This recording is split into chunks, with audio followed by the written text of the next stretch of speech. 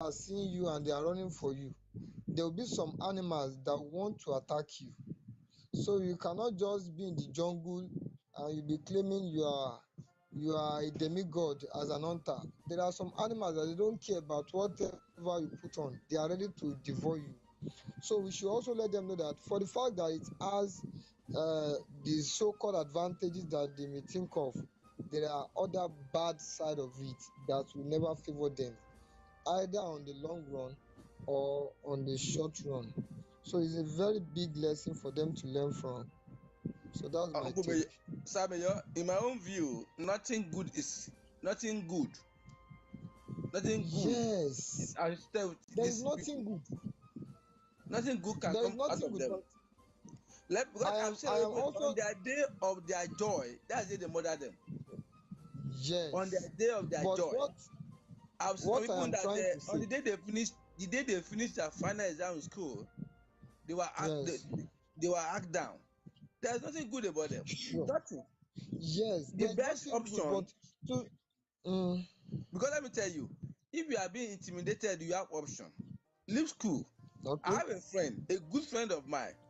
He was okay, admitted to Uniben to study law. okay, When he got to okay, school, he was being threatened. He left the school. Now he's in Unilag. Today now he's one of the big lawyer from my state.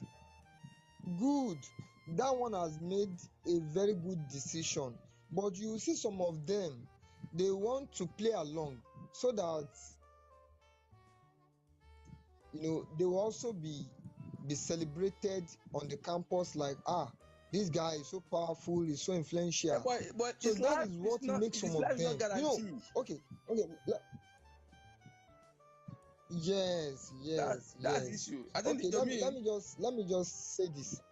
Let me Yes, I understand you, which I also support what you are saying. Like it is not having any advantage, but well, like I'm saying, there are some youth, they believe there are still some advantages. Like I have seen some set of children that they were saying, I want to be like this person because this person can smoke very well. I want to be like this person can smoke very well. And I have to call them that day. I was like, what is the joy or what is the reward if you can smoke very well? Those people that you are mentioning, what is that thing that is good in their life? But that is the way they have seen it, like, I want to be respected as Igbolabi, as all this kind of name, like, this one you can smoke very well. So we need to just keep telling them that there is nothing good about what can lead them to untimely death. So there is nothing good, no matter how they define it for them, no matter how they paint it for them, no matter what benefit they can tell them about it. And in secondary school, you agree with me that under civic education, it is being taught for them to know that it is not worthy of joining. So I don't see anything good in it, and we need to keep condemning it for them to know that there is nothing good out of it. okay. You know, The last what you're talking about. This I knew a particular story then at my 12, no, my 2. As in, Okay. this woman has just those 2 kids. They were boys, and those boys were in different you understand me, different groups, and Okay, yes, the yes, groups faced each other, and they killed, as in both of them were just like that. Fine. that's the It wasn't as if maybe it was the brothers that did that to each other, but it was because it is a the group. different group. So they were no, they like fight each other, and there is nothing the brother can do. Hmm. is something that is demonic. There's nothing nobody can tell Yes, me. I have seen a lot in life. yes, The best option is for to advocate for youth to desist. No matter the pressure, your life is very important than any other thing in this world. If you are being pressurized to join them, you just quit that what you are doing with that environment. You go to another place than for you to be pressurized to join them, and your life now to become what? join. Now become Yes, unsecured. That's it. exactly, That's what we exactly. think. Now, the last news on that term today is federal government discovered 1,618 workers with fake employment letters. Exactly. Dr. Exactly. Fulash Adeson, head of civil service of the federation, who announced this on Tuesday at a media parley in Abuja, explained that the office through the IPPS had dictated this worker with fake and illegal letters of employment following the verification of 69,854 officers across the core ministries. another scam again though in federal civil service. People with fake letter. Where are they going again? You know, And those you people know, behind this racketeer, to me, I think they need to be punished. They need to investigate people behind this racketeering and brought to book, because it has become a recurring decimas. Not only for that, even state civil service. They will probably are going to get a job. They are going to get a job. At the end of the day, there's no you just be say what they are just siphoning you, collecting money from you without giving a job. I think there's a need for us to look at it. And there was another news again. But brother, I will not put that one there. But talking about that, the University of Abuja have said that any student without educational companies will not graduated from the school.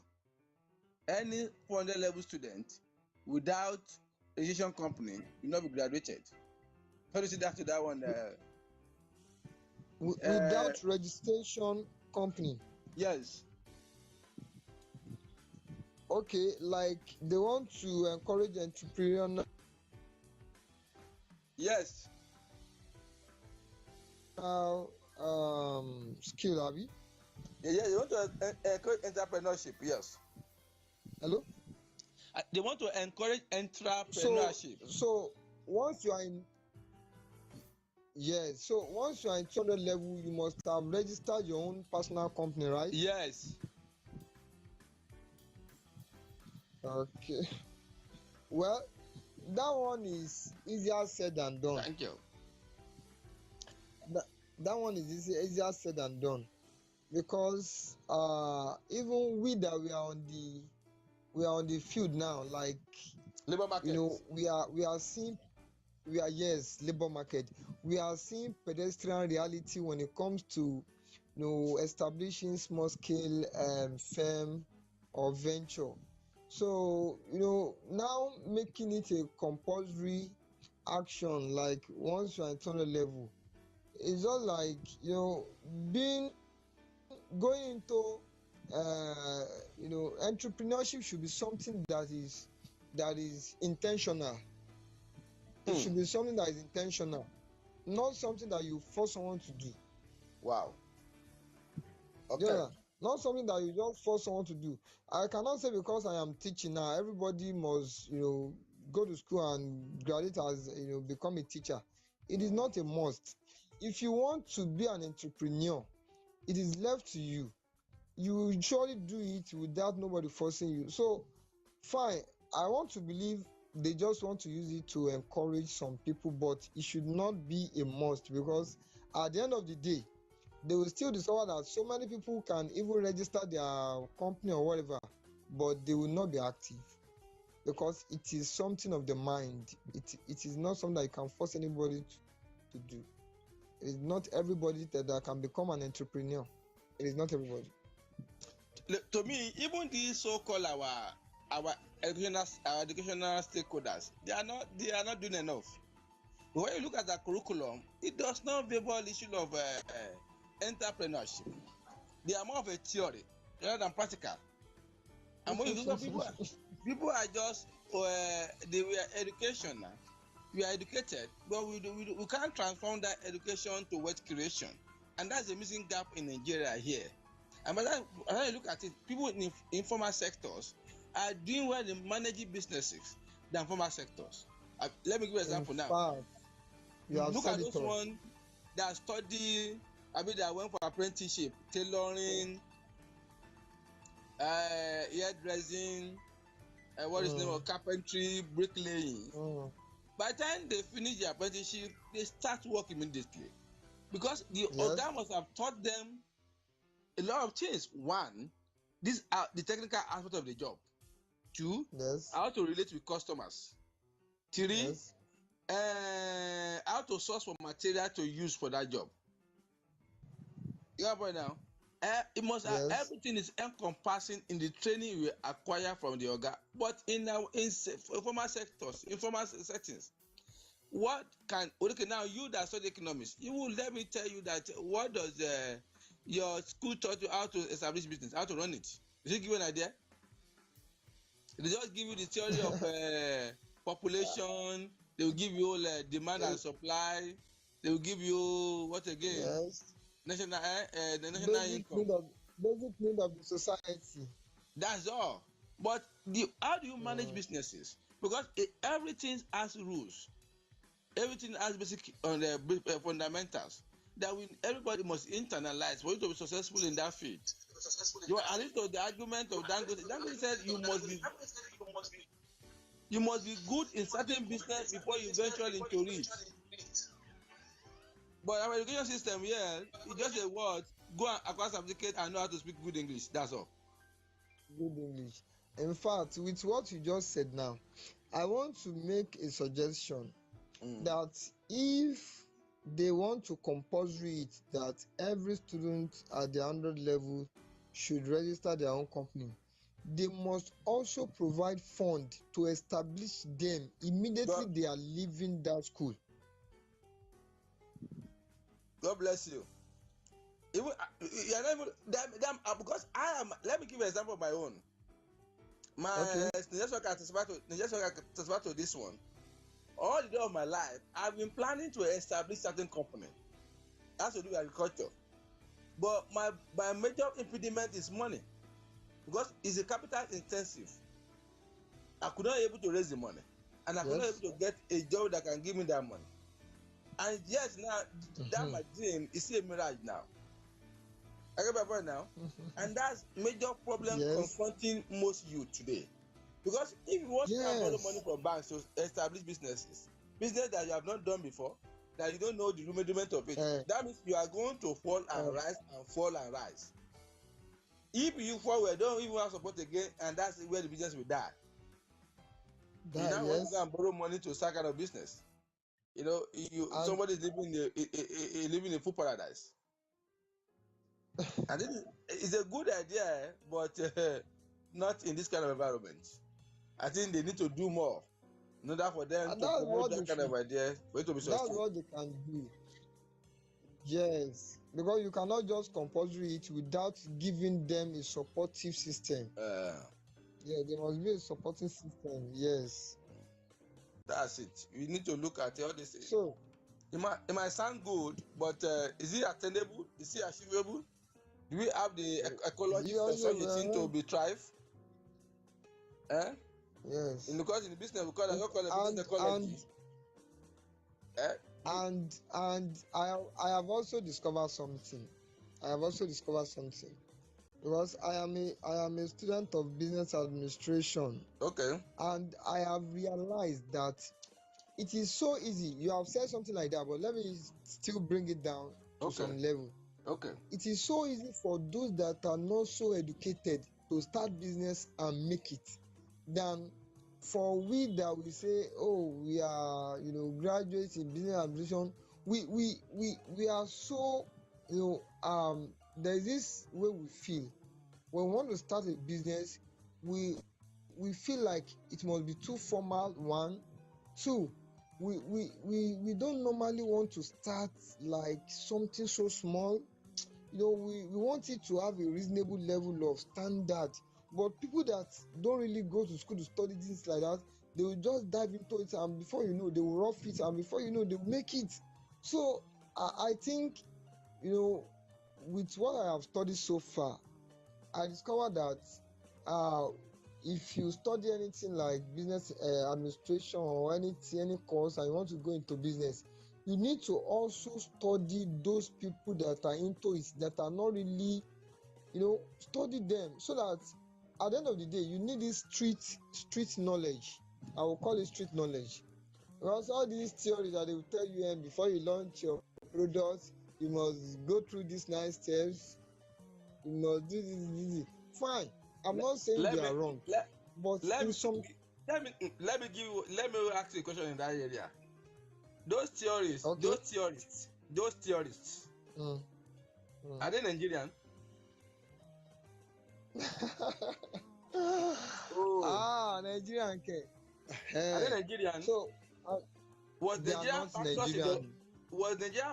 Nigerian ways of life factors in into the thesis Factors of that theory? considered. Hmm? No. Why is not applicable No. to us here? Most of the. Mhm. You know, But you know that's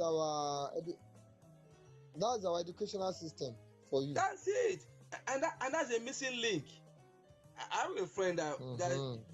that traveled down to UK to study. He studied international economics. He was telling me that international business study. So Mm. what they do is to study all these giants, the entrepreneur giants, how they started, Okay. how they got like Amazon, like Bill Gates, like Zuckerberg, and that's what they do all their classes. To have an idea, you Okay. can able to borrow from how they started, how they do their own. Not you are Mm. living the kind of Yes. what I call an idea, unfounded idea that they are creating, just a fiction. Eh? In fact, I even have someone that went to, I think, is it UK or a particular state like that. She went there to do her masters in business administration. So she said, the law that we did here, that they will be giving us all these cases of olden days. She said they are giving them current cases that the court have not even made a verdict. The court have not really made a pronouncement. So by the time they are able to make their own pronouncement before the court, that is when they will know whether they are really getting it or not. Unlike our own, that they are teaching us what the court has already made pronouncement of. So it's just like we are somehow backward. That's it now. That's why there's a kind of Do you get what I'm lack of trying to say now? connection, and that's why our education is not creating wealth. Everybody now, our education is not creating wealth because there's no application of education.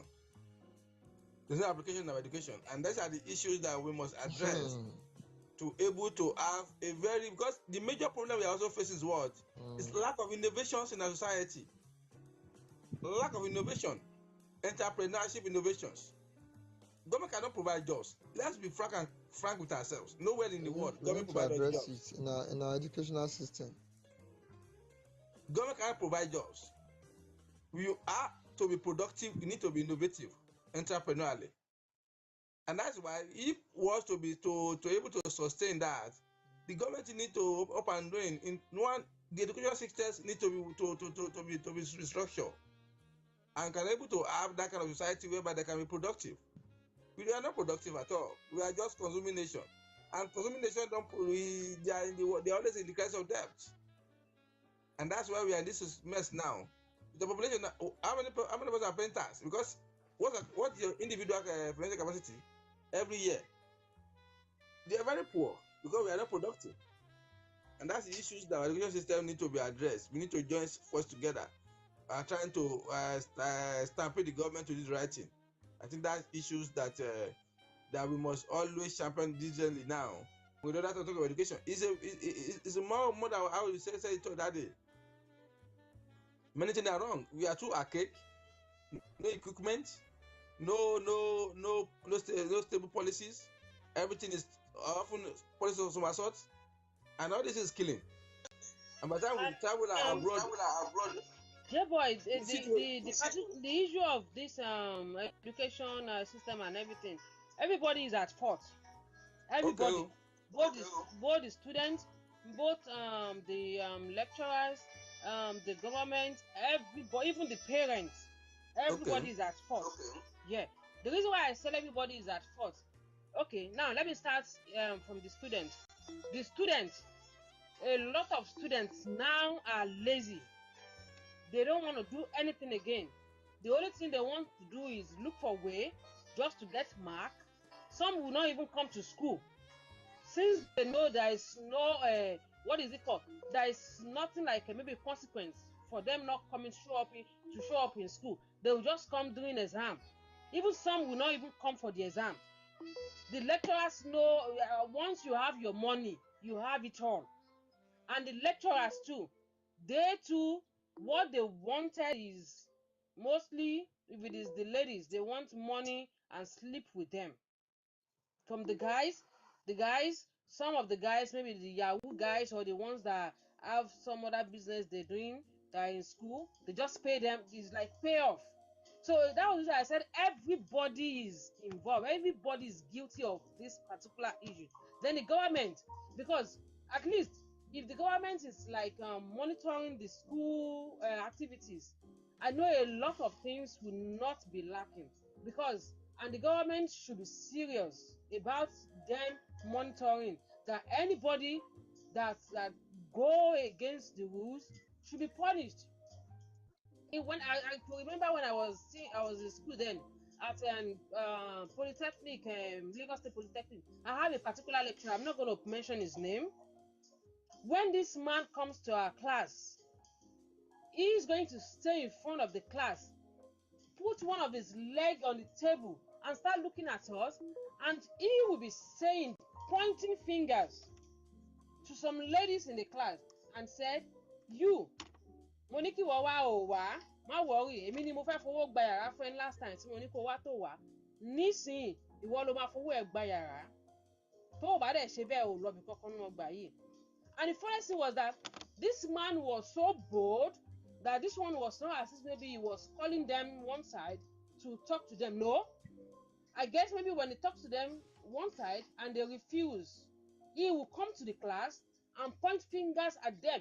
Where this one is as maybe it was said to me, I was in the class, and that was this man. This is how he does. He was just later I learned that he was close maybe to the rep or what, because I was thinking, how is he so bold that you will come to the class and just point finger at a particular lady? You don't know, maybe he's a married woman, and point to it. Well, woman ko wa o wa nisin o lo ma fo gba yara because ni ma gba yara yen mo. Who lo ma fi gba yara nsin. And that particular man, he is saying his own. A lot of them like that is what they do. We are not Ninja Swag. We are not talking about even the issue. We are talking about the curriculum to promote entrepreneurship. That's our argument here. Because like, the news says that University of Abuja BC said that 400 level students must have a registered company before they can be graduated. Oh, I like that idea. You know, he was trying to encourage them to be entrepreneurs. Because I said that the major problem we are facing is lack of unemployment. The lack of employment in Nigeria, and one of the ways to solve it is for us to be entrepreneurship. But there's a missing link. There's a good idea, good policies, but do you have a favorable environment for such to thrive? From our curriculum, when you look at our curriculum, it's more of a theory, no practical aspect of it. It's all about theories, Kamans, Plato, Aristotle, what's the name of this man again in economics? Lord Robinson. And even all these theories, they are not applicable to us in Nigeria here. And we are looking at how can we be at par with all those countries whereby entrepreneurship is a kind of people are always going to that direction. Look at US now, and that will make US to be thick. You know, every other people want to have their own businesses they are running. Now they are looking for a job from one place to another, and that's what we're talking about. We are not talking about even the education system. We are not talking about people that manage education, but we are looking at the direction of our education to support our economic development. Everything should go along with each other, because the entrepreneurship you are talking about, if if the government wants to make it like that, maybe in 400 level, you should have a particular maybe project you are talking about, then it should start from 100 level. And when it starts from 100 level, some when they get in school in 100 level, they might not have any idea. But if the lecturers are teaching them already know what they already have something on ground for this for the students, then from 100 level, 200 level, 300 level, they should be able to have a particular idea of what area or what entrepreneur they want to work in. So everything still go in hand. The lecturers has to be very devoted in turning things around in the school. The student too should be willing to do something, not because dear boy, if you are lazy, you cannot be an entrepreneur if you are lazy, because you have to think. This now is just the soul of the business depends on you, so you cannot be lazy. And most of these new generations now, most of them are lazy. They'll just want to do maybe just little job and get a lot of money. But for an entrepreneur, you have to work hard before you start getting that kind of money. At first, you have to work. Even at first, if you start a business, it's like you want to end the business, because it won't be easy. But you just have to be determined. So everybody has to put hands together to make this work. The student, the lecturer, the government too. Because at the end of the day, there is one way or the other you have to support them when they are out of school. Because now, maybe the family is a poor family, has no cash, maybe capital for the business. This is where the government will come in, and maybe we should have maybe like a loan for this particular project you are talking about, so that and big companies too can render help. Big companies, the well-to-do in the society, they too can have a particular program that students can register. So as soon as they are getting out of school, then they should be able to get a loan to start up that business. But to me, I would think maybe by 300 level, they should start something, because I will not want to give out my money to somebody who is not serious, who doesn't even know what he or she is doing. So if you said 400 level when they're out of school, and you give them loan, or a company decided to give them grants, and this particular person is not even serious about the business, at the end of the day, the business just liquidate, just fold up. Where will he get his money? Where will the company get back their money or the loan? So to me, I would say maybe 300 level. Let them start something like petty trade.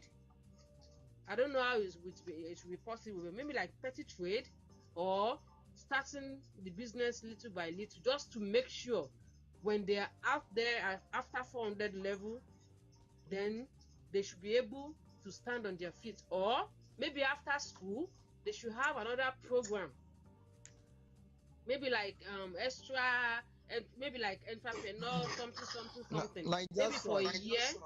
Yeah.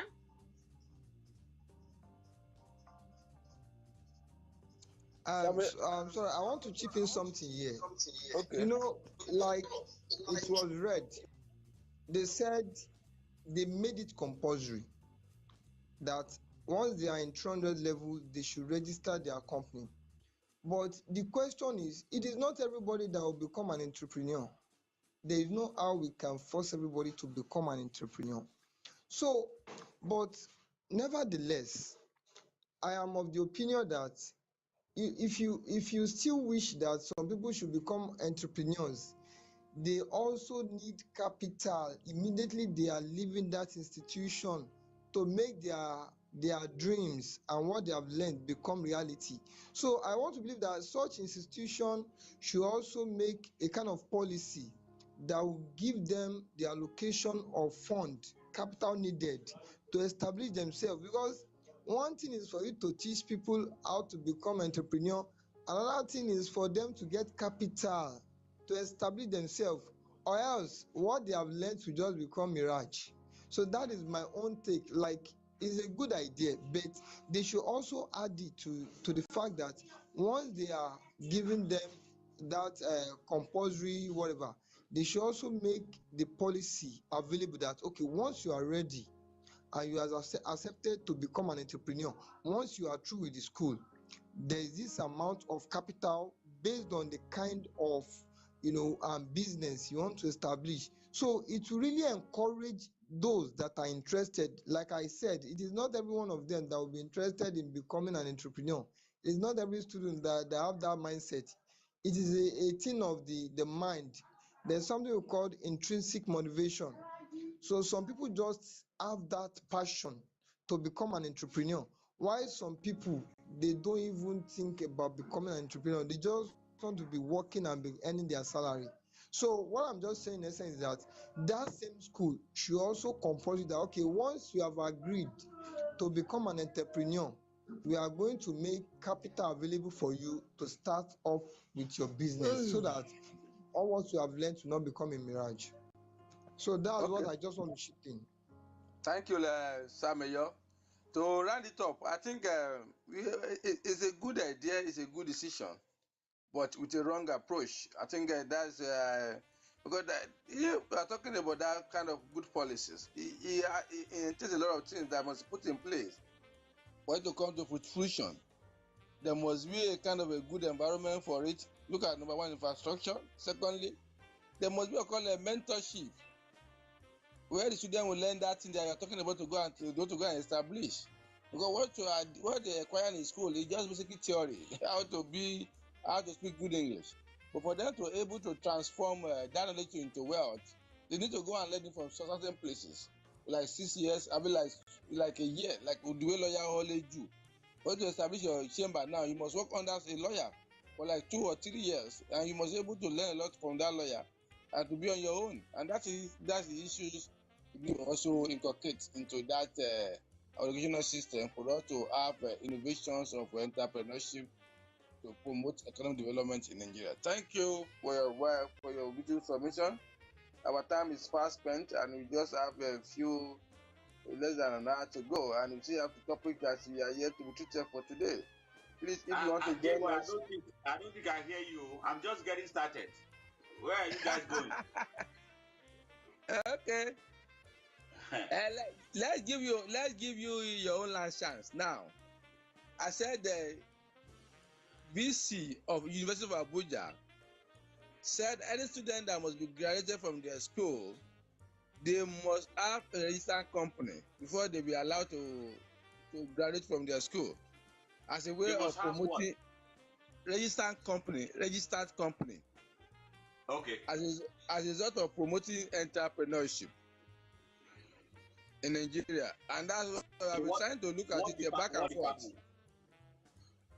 Our students, foreign level students, all of them, including yes. including those who are not university for related courses. Yes.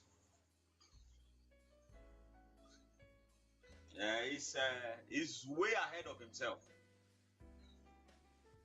That's just my conclusion. He's just way ahead of himself. You know, I like these people when they are too smart, and they know how to talk smart. But no, Nigerians are just full of talking but no doing. When you're asking an average student in Nigeria to go and register for a business before they actually enter 100 level, 400 you're level. talking about the same. You say 100 level or 400 level? 400 level, 400 as they are passing out of the school. Okay, so J-Boy, my brother, you remember when you were in 400 level, right? Yes, so. And Mayotu, you remember? Naija Swag, everybody here, remember when you were in 400 level? So when you were busy chasing your lecturer up and down the campus, just to be able to view the page 1 of your project work to approve that topic. Because sometimes when we look at this thing, we have to look at the scenario of how it is possible. I'm looking at myself. I'm chasing this guy up and down the campus. Some of them don't even live within the campus. You have to chase them down to their house in the in the town. You know, looking for them in their churches, just to be able to pin him down one time to approve your topic. After he approved the topic, you went away, struggle to write your project plan, and then you are looking for him again just to be able to approve it. The whole session is gone, chasing one man up and down the whole place just to be able to approve your thesis that we're not supposed to even waste your time on. That some of us don't even remember what we wrote in our thesis. You know, I don't even know where those things are now. But what am I saying here? The stress on Nigerian students has to be relieved first before we start introducing additional pressure. Guess what? When we tell the 400 level student to go and register for business, we are looking at Nigerian scenario. Nigeria that when you go out there to register for business and they realize that you are a student and you are trying to meet up with a quota that you have to meet up with before you can graduate, guess what they start doing? They start giving you additional charges to pay this, to pay that, because you don't have a choice. You have to pay. You know what I'm saying? This is Nigerian environment. You know, I don't think the students need that additional prayer. If you want to give them a project, to go and write a thesis, how to be able to start a business, make up a business plan, introduce your business to a bank or to a philanthropist in Nigeria that you think can actually help you to further. That would be a wise thing to do. And you sit around and, approve or disapprove that particular project, but telling them to go and actually register a business in the real world, that is just additional prayer that is unnecessary for me, And I think they're just trying to encourage I do the students. encouraging part, but if you want to encourage people, don't put additional prayer that is not necessary, especially in Nigeria environment. For example, I don't think it's a pressure, to be sincere. I don't think at all. Let me explain why I say it's additional prayer. For example, when I did my MBA here in the United States, I wrote a business plan,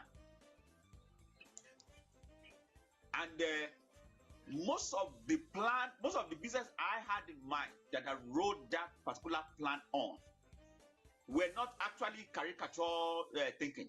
They were reality, and most of it I have actually put in place. Most of it I've actually realized in real life context. So the thesis that these kids are writing is good enough to prepare them. If the lecturers, the schools are actually putting in good effort to sponsor this thesis, this project, it's already enough. You don't need them to register. If they do their project in a very, very good fashion, they will be motivated themselves to go and register a business. You don't have to tell them that. But what I'm saying is that those projects that they ask us to write, the students, the lecturers, the schools, they are not. What's the experience of that lecturer even in management, in business management? What's even the experience of that lecturer? What's the practical experience does he have? We're not even talking about students that are not in business management, that are not in that line at all. Look, it is not everybody that has graduate degree that has to open a business. Look, exactly now. One reality we have to face in life is that some people are meant to work for another man. That is one reality. It is not all of us that have that impetus or that motivation to start something on their own. Some of us are motivated when they hear people raising their voice. Say, go and do this, go and do that. Some of us are actually motivated in that manner. So while I'm not encouraging people to be that, I'm actually always encouraging people to be on their own 2 feet so that they will not shake. But you see, this way that this particular lecturer is introducing is completely out of order for me. There are several other motivating ways that we can actually use to help students, to help kids to actually prepare for real life scenario. One way is this. How about we go back to the basics? in the elementary school and start, letting our kids, the young ones, to play games like they are doing business. There are so many games that they can play out there to make it to make them practice real life, as if they are actually creating stuff like they are doing business. That is elementary. Even in the secondary school level, I remember back in the days when they have a technical department that they bring in a lot of machines, woodwork machines, electronic machines, and even the department of home economics, where you have different oven, different stove, just to be able to teach people how to cook, how to bake, how to do all sort of things. Let's go back to that basics. Let's go back to that. Even in university, you can introduce something like that, so that in your leisure time, or when you have time that are not really necessarily devoted to having a credit in classroom, you can actually spend time to do those things, like make bakery, cook food, make carpentry, do hair, all these vocational work that is available out there can be practiced in the university. It doesn't have to be a degree course.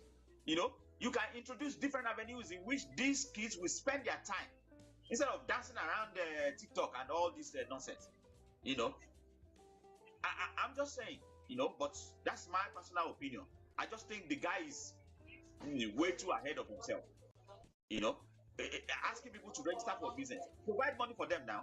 Don't you know you are going to pay money to register this business? Or is government going to make it free for all the students to register it? Yeah? It costs, as I'm looking now, it costs nothing less than 30,000 Nigerian naira to register a business in Nigeria.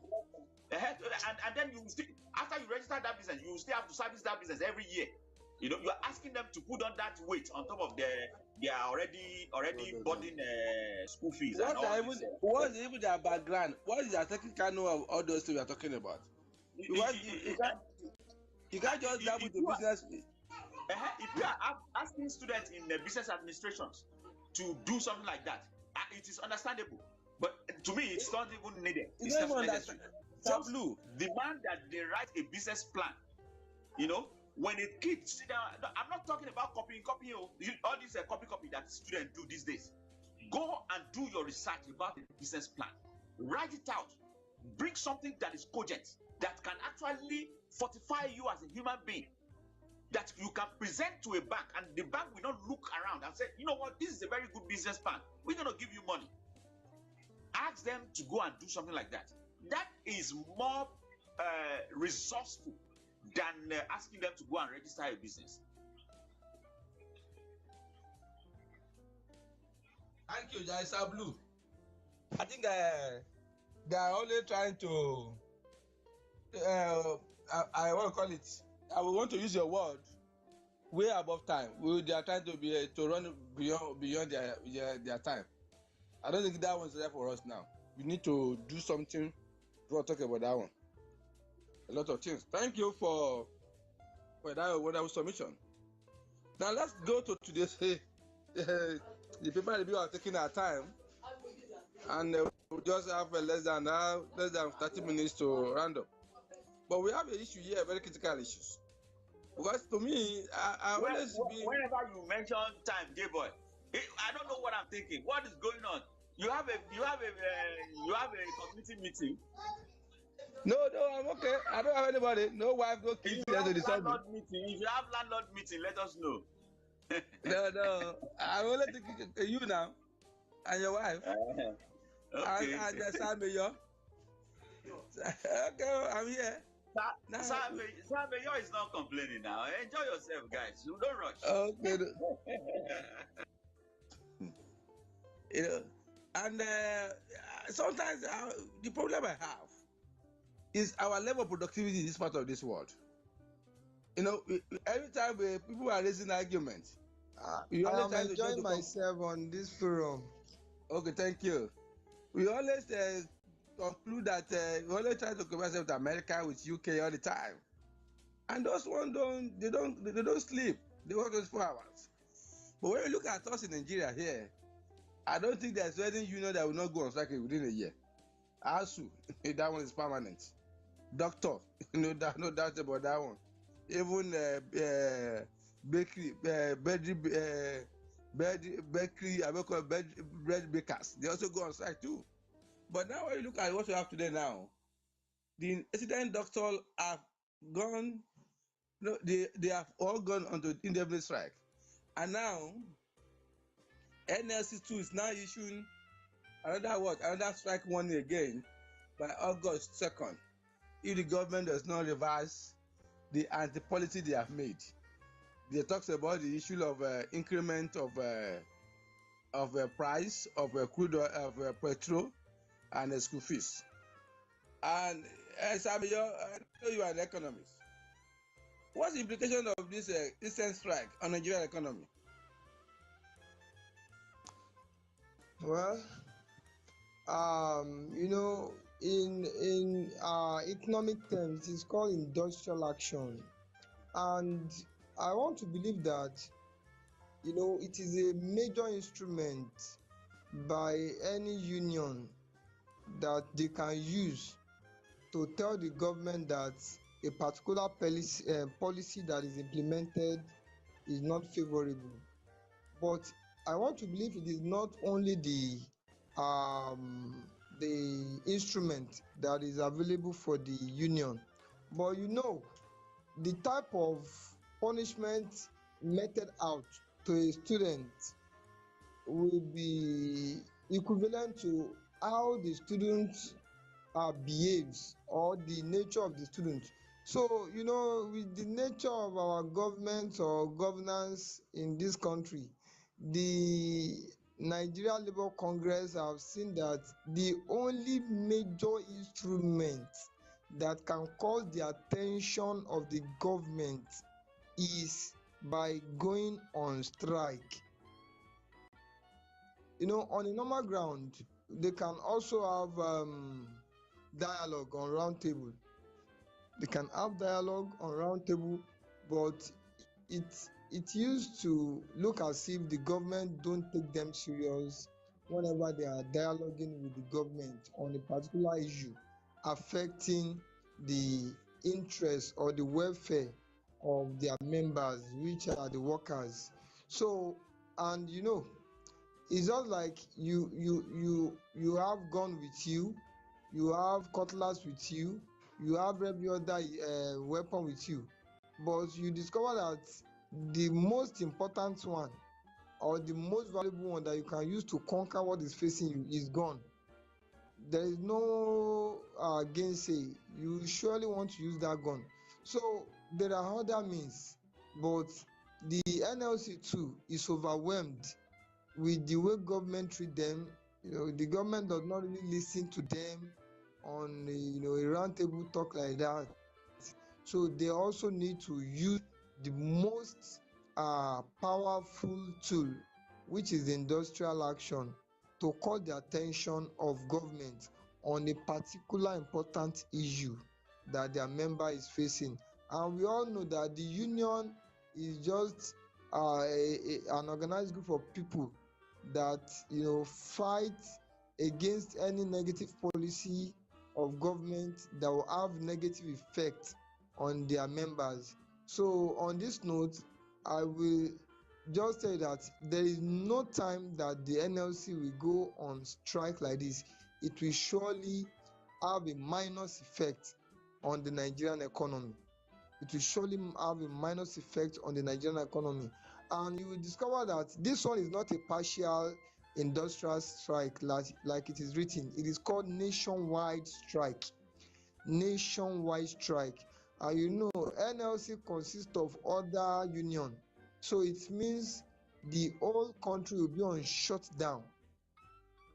And you know what that means. The last time we experienced that, I can remember that there was a very huge loss that was reported after probably some days or week. So there is no how there will be nationwide strike. It will have a minus on the Nigerian economy. So if the government really love this economy and they love the citizens of this country, the government should listen to what the NLC is saying, because this is not the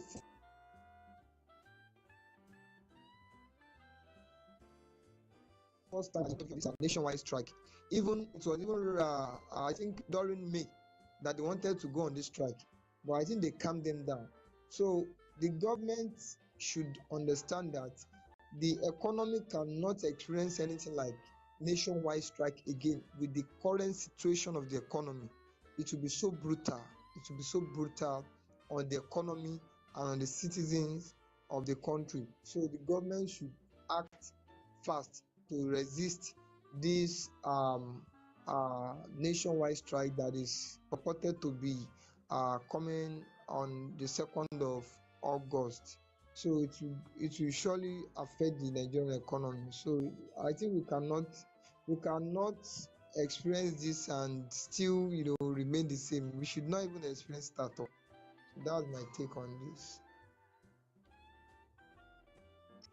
My own particular take on this issue is that even if the nation is going to go on strike, it should not be from this particular NLC president.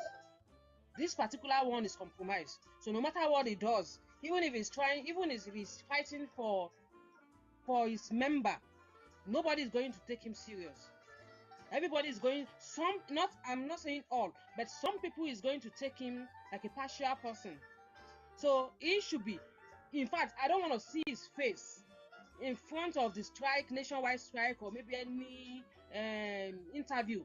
Let him be put aside, and they should put out somebody out there of a fresh face, of a fresh voice, so that people will not look at that particular person as a partial person. This particular one is compromised. So no matter what they are fighting for, the attention is already divided.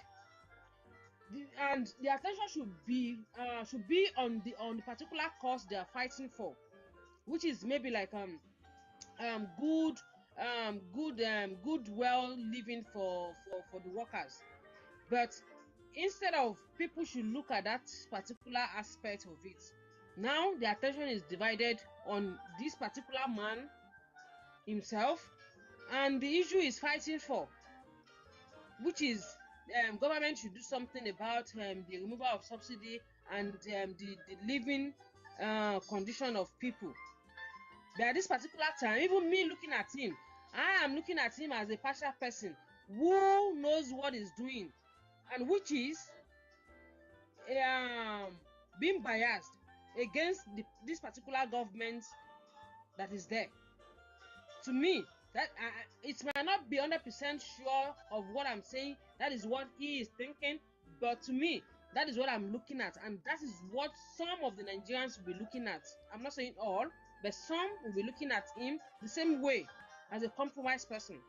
So to me, if I want them to just like put him aside. Even if they're going for any interview or any rally, it should be at the back, not in the front. He doesn't has, as it is, he doesn't have the moral ground to stand on when it comes to that. Let him be put at the back and let somebody else speak for the labor to speak for the labor union. That's my own.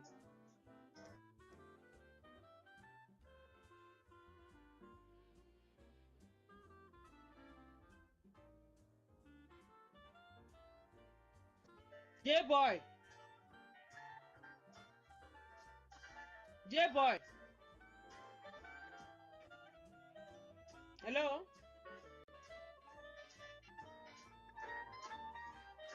Yeah, boy, unmute yourself now. What do you say? Okay. Sablu, I have a question for you. No, NLC Nigeria, to me, it seems they are too powerful. Is that the way the union is in US? Is that the way the union is structured in the US? Where all the unions has been centralized to one. And anytime the government trying to do things that they are not comfortable with, they go on strike.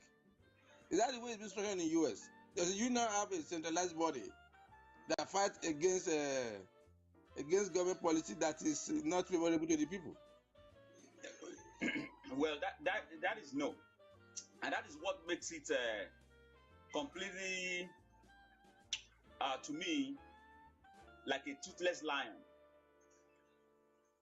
that is often at times not fighting for Nigerian interests, only fighting for their own interests.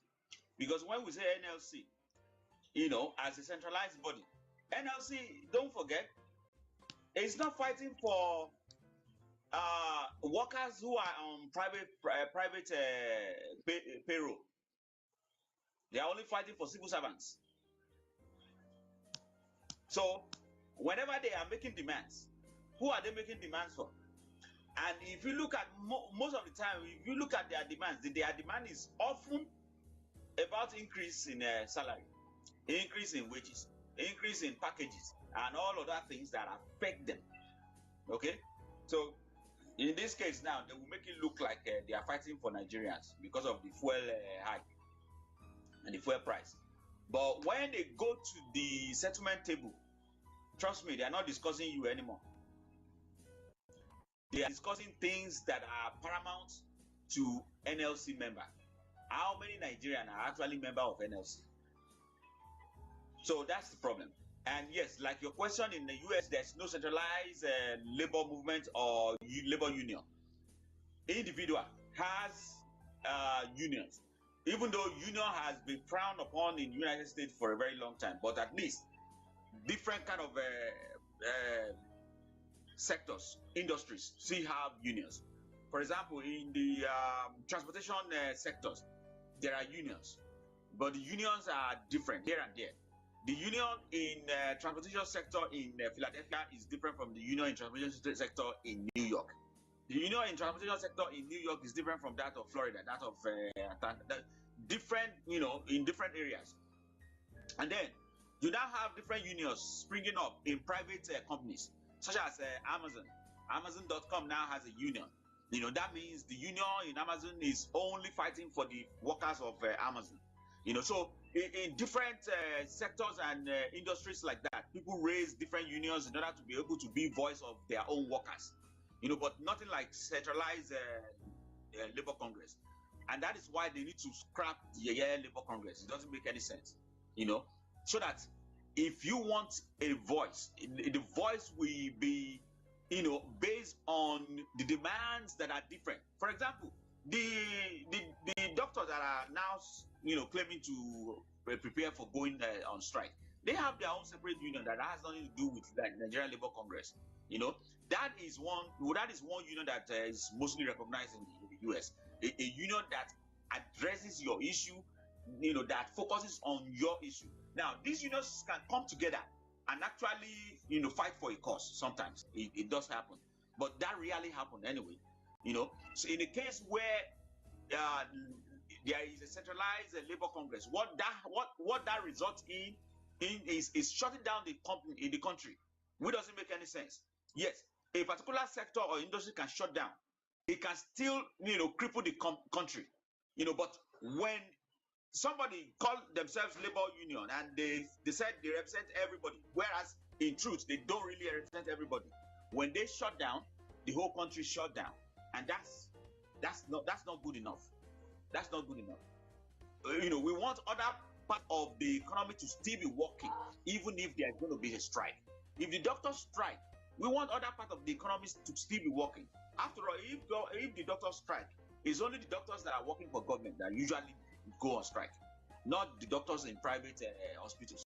And then with ASU too, if ASU go on strike, I'm sure the private universities don't join them most often, because their demands is completely different. So there need to be a separation in all these parastatals and all these sectors, so that we don't cripple the country. It's not good for the economy. I don't buy that idea, of shutting down the whole country just because you want to make your voice clear. There are ways to actually make your voice clear, and the government will actually listen to you. When the doctors go on strike, the whole country didn't shut down.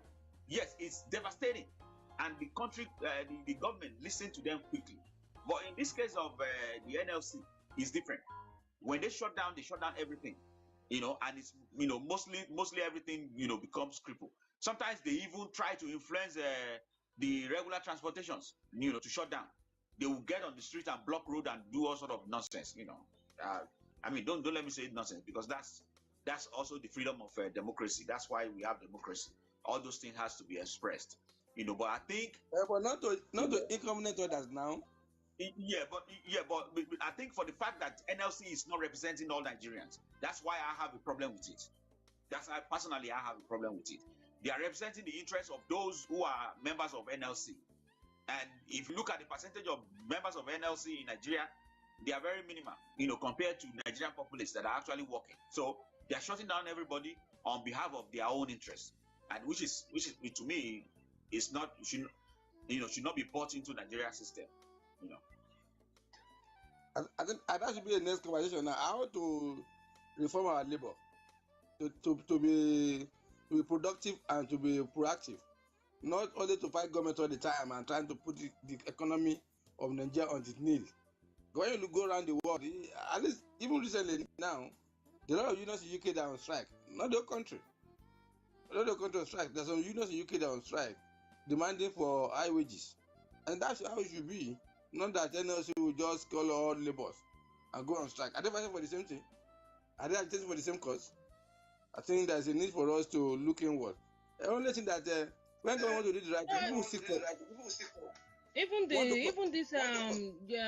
these workers that they said they are fighting for, like what we discussed yesterday, we said something pertaining to that a lot of these workers are supposed to even be sent home. Let them go and sit down at home and start looking for other jobs. Let them cut the jobs. It seems the people that are doing those jobs are more than the jobs. I'm talking about the government and parastatals now, because even in some places that you're supposed to be like maybe 2 or 3 people working there, you have maybe like 10, 20 people. At the end of the day, people are too much that they are doing nothing. Some people don't even go to work. These people they are fighting for, some don't even go to work. Some of them, they go to work and just sign and they go back to their own. Most of them have their own businesses, and they say they are fighting for them on behalf of the Nigerian people. Some of them even have their own businesses. So maybe the government should even look into it and try to like bring down these numbers of workers. If there is any department, maybe government should maybe like bring up a body that will do that for them. If there's a particular department that has too much workers and they are doing nothing, what are they doing there? Let them be sent home. Let them go home. People, maybe there should be a particular test or exam that they can write, so that they can like pick the best out of them and let the rest just go home. So that even the ones that maybe the leftover ones, then you can now increase the salaries of those ones, because those ones, they are doing a good job, they are efficient, not the ones that are just coming there doing nothing, coming there to share gusi, to share for, to gear for what they will do in the government offices. The government should look into that too. So at the end of the day, let the equation be balanced. Not you just fighting for this today, fighting for that tomorrow. The government should try and bring down the cost, so that at the end of the day, I guess maybe when they bring down, at least when you bring down a particular workers, maybe they have 20. When you bring it down to like 15 or 12, the leftover, the 8 or 5 ones that are not working there again, you can like distribute the money to with the other ones, and before you know it, they already have increments in salary and every equation balance. Like Ninja swag.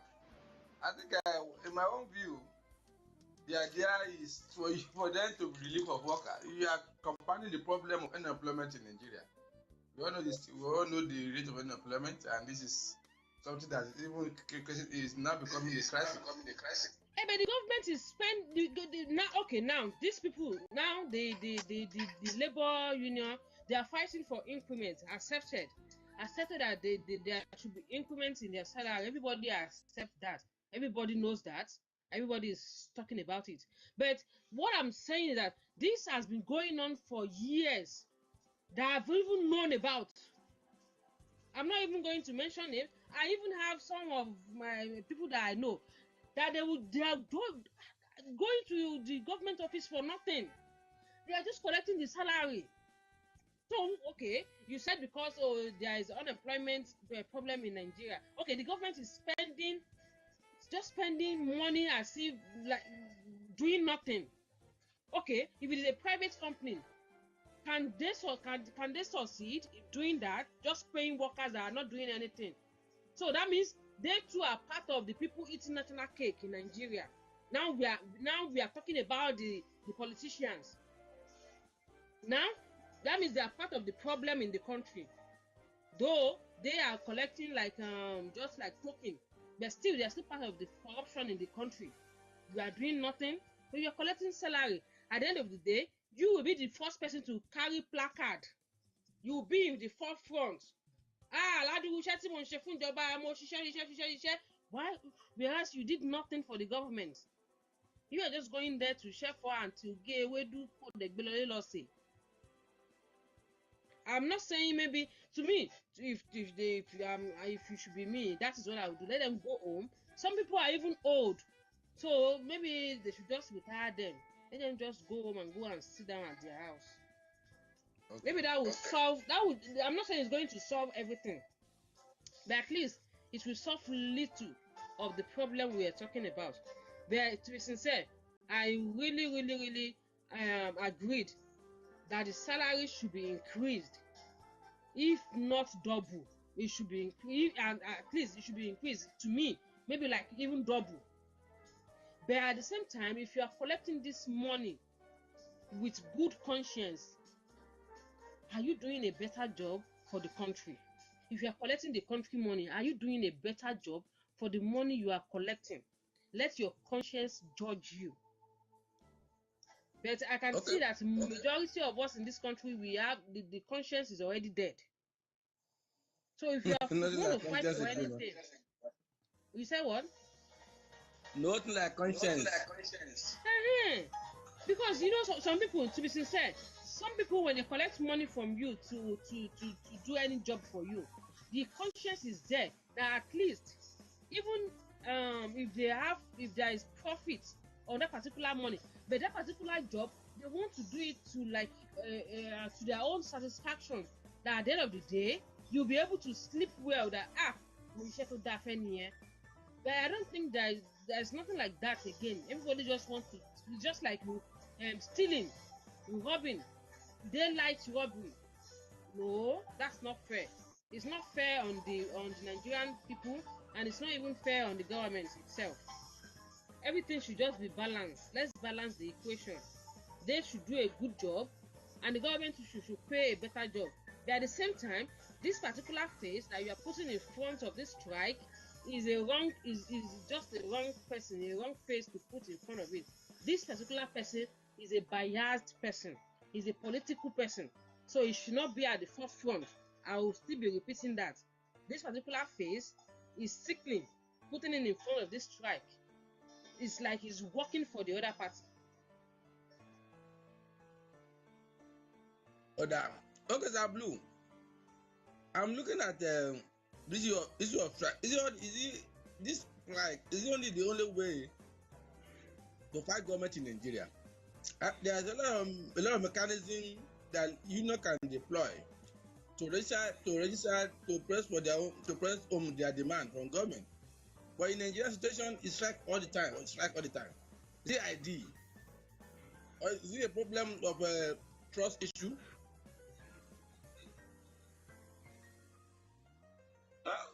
When you say trust who? Trust issue between the government and the union.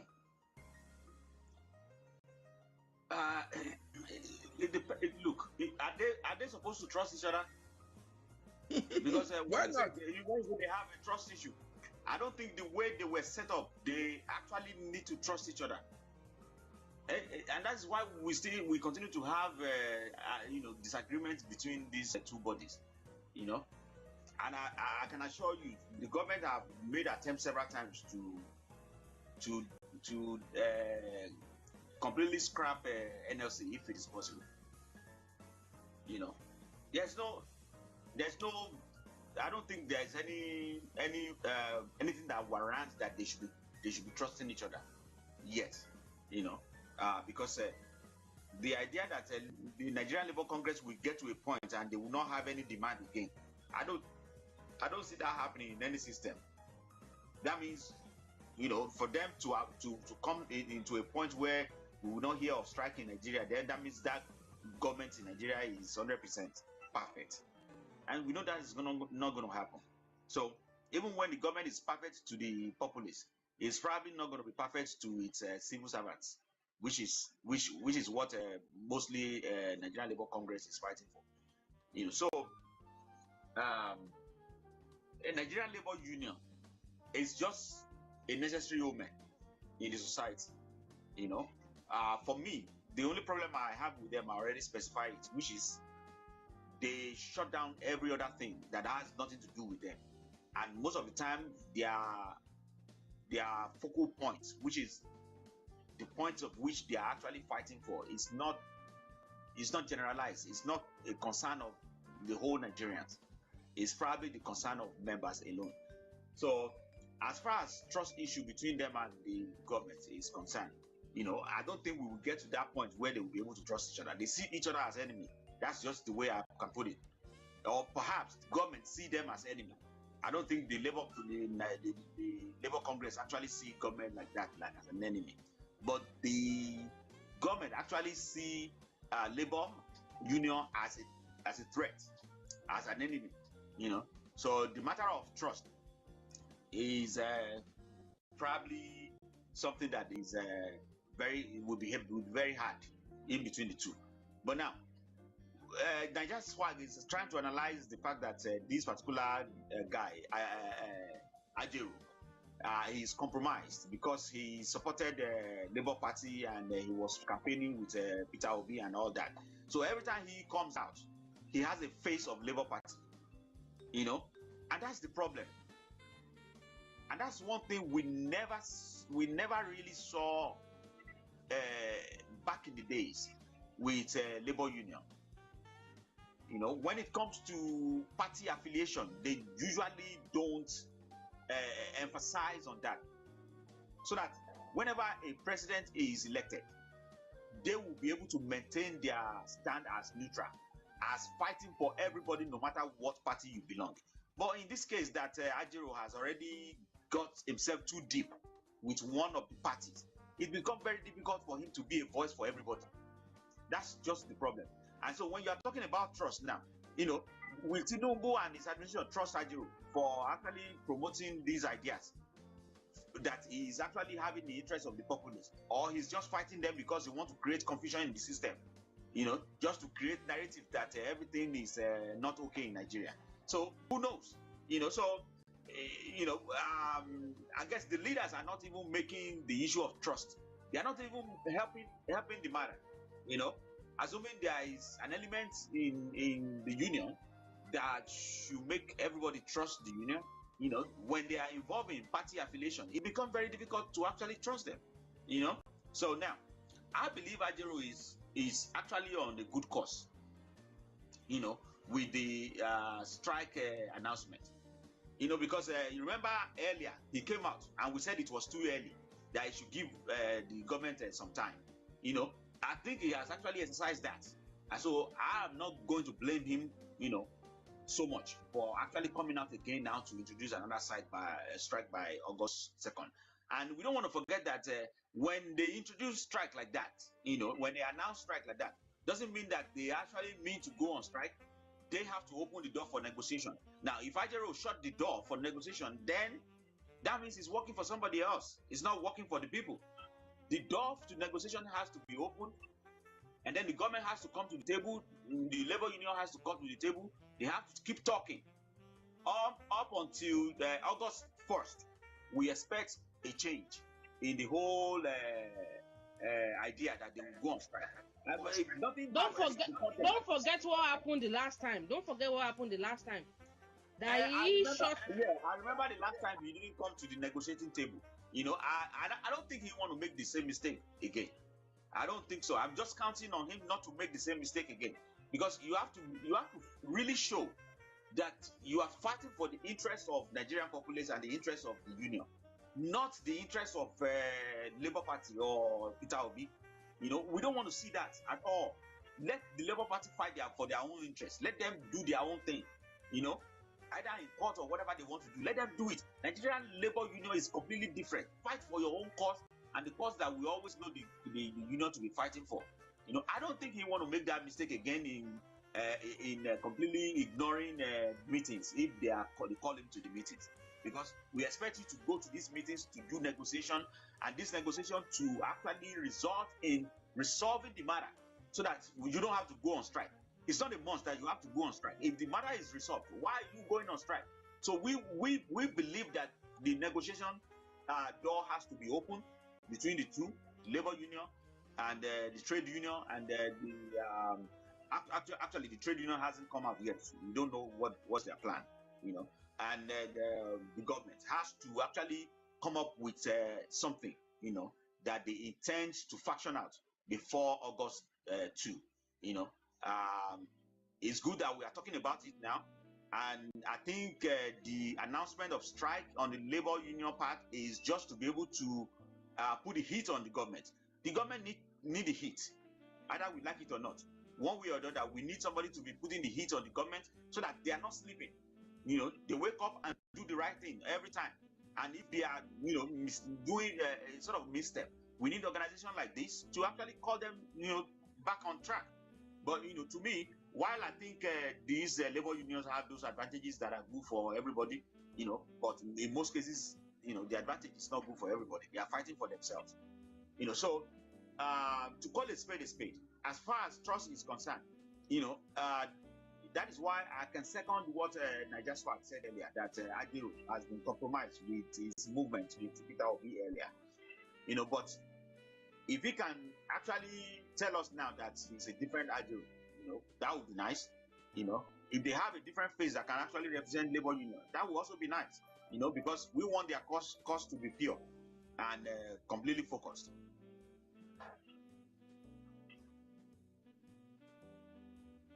Sablu, for that your wonderful submission. I think my own opinion there is that the Ajero himself has not done enough in the area of there are processes you need to engage with for you to arrive at strike. Strike is the last option in labor dispute resolution. Strike is the last option. We have dialogue, we have roundtable talk, we have ultimatum. There are many, but he has not exploited any one of them before he arrived at strike. That means he must have an interior motive for doing that. But let's see how things will pan out in the coming days. Let's see how government will react to that, probably tomorrow, next tomorrow, to know their decision on that one. But only thing I know they are going to do is what? They are going to go to roundtable talk. Because the government have been talking about the issue of increment of salary. And that's what even the trade union, because there are two bodies now.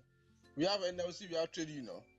And that's what trade union is talking about. They are talking about that the minimum wage should be pegged at 200,000 naira. I think that's their own stand on that. They are not good on strike, but they are talking about increment in the minimum wage. I think that should be even the direction that all the workers should go to now. Because as far as everybody is concerned, the subsidy removal is irreversible. The government can't go there, but a lot of things need to be put in place to ensure we have the gains of the subsidy removal. I think that's what the even labor need to work with. Look at them, all the refineries are not working, and the workers are collecting salary. And the government is spending huge amount of money on those refineries. And these are the issues the labor need to engage your government with to ensure that our country back on its feet. And we can be able to produce, we're not able to channel a lot of resources to something that's not beneficial. I think these are the issues the laborers need to work on with the government to get to the point where our country can be viable again and be productive. I think God will help us. We are going to get it. I think about strike in Nigeria to me is not helpful. It's not helpful. It's not healthy for economy. The government needs to take people by the horn to always avoid the possibility of our union going on strike. But sometimes even the too, their own overbearing is getting too much. I remember when the doctors in Lagos then had issue with Fashola. He disengaged all of them, but later they came back to around the table talk and resolve their issues because he believed that it's not that even the money you are asking for, the federal government don't pay the money, and the Lagos has been paying the money, and yet you are over twist. I don't want the whole country. How much teacher is collecting in Nigeria compared to the doctors? No doctor collecting less than 250. And there's some teachers in this country are collecting 40,000 naira, 50,000. Government school teachers, 50,000 naira, and you are collecting like 4 times, 5 times of that money. I think there should be a kind of a consensus agreement by everybody on how to run this nation. I think that's my own. We need conversation. So the government. How to run this nation. I think that's my own. We need conversation. How to run this country? The country should be for everybody, not anyone. I was telling somebody about 2 weeks ago that this country is meant for two people, two sets of people. Politicians and civil servants. That's all. 90% of the resources of this country is spent on those two people. Wow, and what's their population? Compare. They are now up to 20% of the population of the country. And yet the resources of this country is being spent on those people. I think there's a need for conversation how to move this one forward. I think there's a need for us to able to sit. That's my own argument these days. Conversation, constant engagement for us to move the nations forward. Not the nation is meant for a certain group of people alone, and other people are languishing in abject poverty. Now they are talking about 200,000. How many private sector can pay 200,000 naira as a minimum wage? How many private sectors? Unfortunately, some may have gone. I will ask what's the minimum wage in the school? They are not even paying 30,000 naira. I think one of them is going to pay only 200,000 naira. And when the government pays their own now, the private sector will not be able to pay. The labor union, are they fighting for the workers in all those sectors? Are they going to ensure that their welfare is being enhanced? And to me, they are just a kind of bodies established to bully government, not to fight for the interest of all workers. That's just my own interpretation. If my interpretation is wrong, well, that's my own view. I think they need to fight for all workers all over the whole country, anywhere they are, whether they are part of the union or not, whether they are paying dues or not. And that should be. You say worker. You are not saying government worker, only worker. Worker. Okay, Ogami, you can run now. I think that's what we do. Please, all Nigerians, we should all run around this. We should all try to put pressure on government to negotiate with this NLC to avoid the possibility of another strike. Because strike is not helpful, it's not healthy for economy. Your economy is in state of is in their state. You can't continue to be on the downward trend anymore. We need to run the economy and put it on the onward track. Thank you, Sir Blue, for coming to the show today. I hope tomorrow you make yourself available, because tomorrow we are going to have a very wonderful show tomorrow. We are going to have a guest tomorrow. Probably we are going to analyze the ministerial list of Tinubu administration. Thanks for coming to today's show. You are highly welcome. Thank you. It's been a pleasure, and thank you everybody. Thank you everyone that is watching on Facebook, on YouTube, on Twitter, on all our platforms. Thank you very much. We will be doing this on a day-to-day basis. For now, we can guarantee to see us here on Monday to Thursday. And you can join the conversation on TikTok. And then Saturday, 2 p.m. New York time and 7 p.m. Nigerian time. It's going to be 2 p.m. New York time and 7 p.m. Nigerian time on TikTok. Please join us and share your own mind. We want to continue to build a space that actually has a positive problem. Yes, I know that we all have grievances, and but we can't continue to be boiling here and there because it's not solving anything. So in order to be able to solve problem, we have to be resourceful, and we have to be resourceful, and we have to be result oriented. And that means provide solutions to problem. Let's do that. Let's provide solutions to problem. Don't let us just be fuming about problem. Because that is getting us nowhere other than aggravating ourselves. Some of the people we are mad with. Some of them are enjoying themselves. This is a conversation I have with one guy recently. That look, why are you paining yourself unnecessarily? This guy don't even know if any one of us exists. So rather than actually paining ourselves, hurting ourselves with grievances and burning like a bull that is ready for a fight. Why not just be result oriented? Let's provide solutions. Let's find a way to actually solve some problem that a common Nigerian can actually attribute to, and be able to make better of their life. As much as Nigerian government is becoming wicked day and day, a lot of people are still making it in Nigeria. But they have to make sure that they block some noise out and tell themselves that look, you have to push ahead, you have to do this. So on this platform, in this space here, we want to do is bring suggestions that have solutions in it for average Nigerian, something that we can do to actually edge on. Yes, we'll keep talking, we'll keep speaking loud so that some of the government officials who pass by will hear us, they will listen, they will actually put some of this in effect. Because I'm pretty sure when they listen to the mainstream media, they are hearing people who mostly are not affected by the problem. Because you don't just get the invitation to go to those mainstream media unless you are well-to-do. So, but here, this is average Nigerians, average people, average Nigerian, common Nigerians that are here talking. So if the government official really want to know what is going on with Nigerians, you need to come to a platform like this and listen to people. Not on Arise TV. When you go there, you listen to people like yourself. But you have to come to a platform like this to hear real Nigerians actually talking about what they are going through and providing solutions to what they think can actually be helpful. So be part of the show and let's move on to next. Thank you. God bless you. We shall see tomorrow.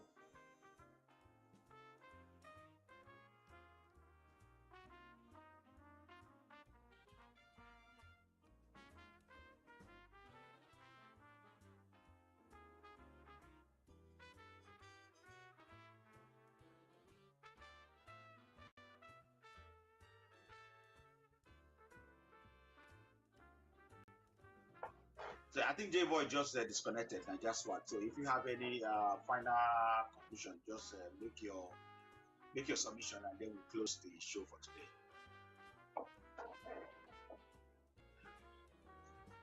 Oluwaseun, I see you. You're welcome. Niger Swag, are you there?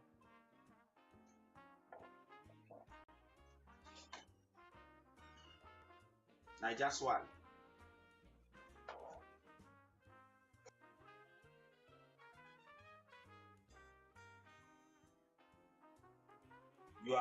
You have to unmute yourself in order to be able to talk.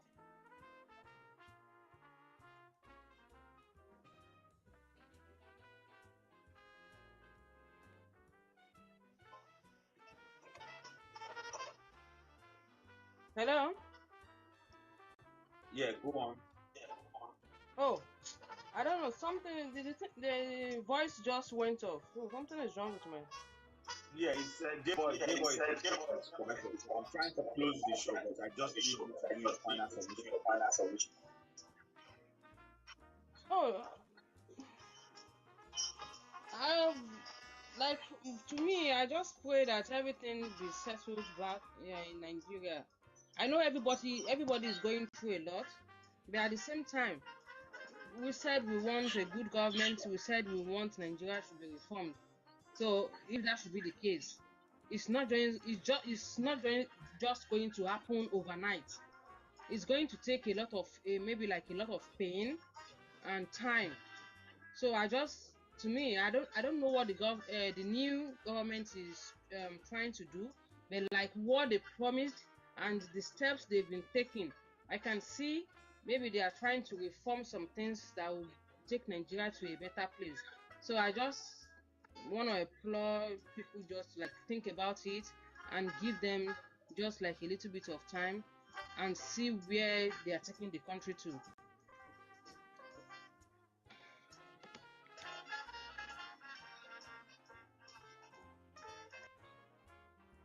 Yeah, thank you very much. Is J Boy gone? Yeah, he dropped somehow. I don't know how. So I Oh, also okay. see. We'll see tomorrow then. Yeah, that would be good. I see Mayor trying to come back. I don't know what to say. Oh, maybe he Yes, thought we still. so much instability in Nigeria. Network.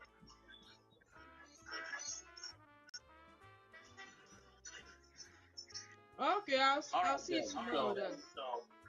All right then. So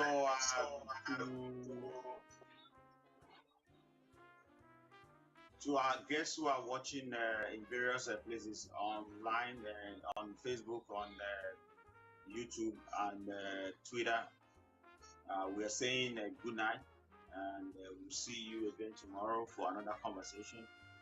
We are hoping that Nigeria is not going to burn down before tomorrow. As it's a lot of things going on. It's a lot of things passing by. A lot of missing moving actions. So, but I always hope for the best, and I pray for every one of you to actually to hang in there. Everything will be okay, and God will show His mercy to every one of us, and have us continue to roll on. For as much as we can. We begging for the energy and the strength beyond what is normal, so that we'll be able to bear these bronze of body here and there. Anyway, this is Opiton TV Global on TikTok, signing off and saying, may God peace be with every one of you, as we will see you tomorrow. Thank you.